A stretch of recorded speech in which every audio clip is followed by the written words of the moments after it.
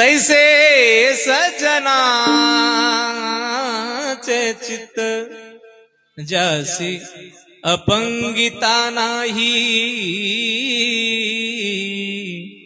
ज्यासी अपंगिता नाही, त्यासी दरी जोरी दई आजे का रंजले गांजले